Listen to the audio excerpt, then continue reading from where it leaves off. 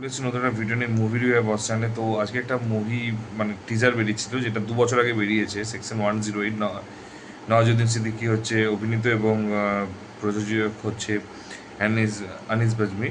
তো সেটা 2026 রিলিজ করবে। তো আমি সত্যি জানতাম না আগু পিছু, হঠাৎ করে আমার এলো, আমি বলি যে দেখি নতুন লুক। আমি নিচে খেয়াল করিনি 2 ইয়ার্স আগো, ঠিক আছে। তো আমি জাস্ট ক্লিক করলাম অ্যান্ড টিজারটা দেখলাম।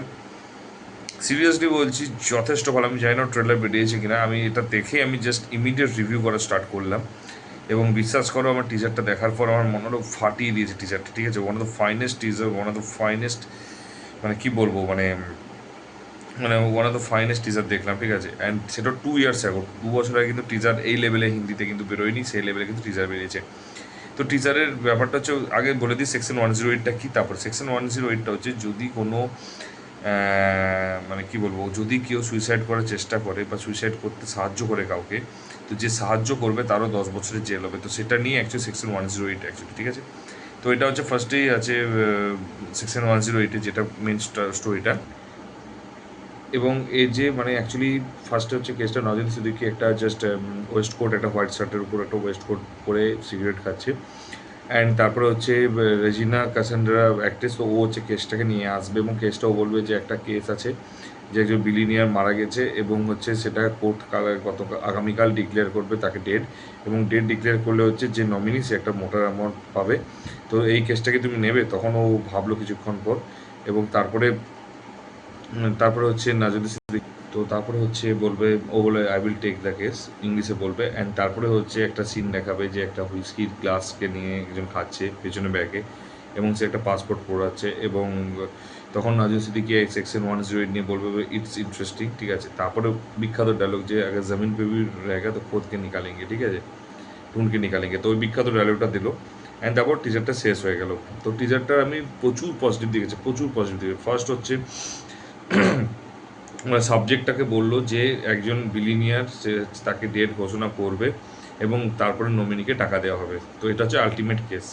তো এবার ওর কি কাজ হবে সেটা হচ্ছে বোঝাচ্ছে যে বিলিনিয়ারকে কি কেন মেরেছিল, কীভাবে মেরেছিল, কে মেরেছিল, বা কে বা কারা মেরেছিল, কে হেল্প করেছিল। এবং তারপরে কোর্টে তাকে ডেড বলে ঘোষণা যদি করতে, আদৌ কি সে ডেড নাকি এখন ডেড নয়, তাকে টাকা পাওয়ার জন্য হচ্ছে তাকে ডেট ঘোষণা করা হয়েছে। সে সমস্ত কিছু হচ্ছে খোলাসা ট্রেলার লেভেলে হবে। এবং যখন মুভিটা হবে হয়তো বেরিয়েও গেছে মোস্ট প্রবাবলি, তো বেরিয়েও যাবে হয়তো, ঠিক আছে।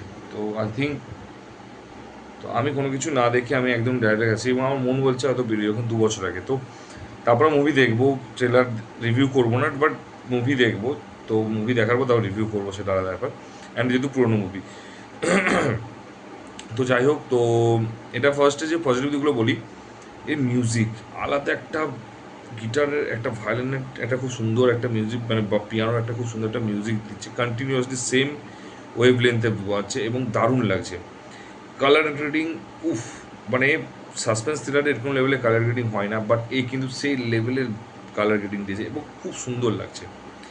থার্ড হচ্ছে পুরো টিজারটার design, from first to bottom, যেভাবে এগোচ্ছে, যেভাবে নাম আসছে, যেভাবে সিগারেট খাচ্ছে, যেভাবে লুক রয়েছে, যেভাবে ডায়লগ রয়েছে, প্রত্যেকটা ডিজাইন একদম পারফেক্ট হয়েছে।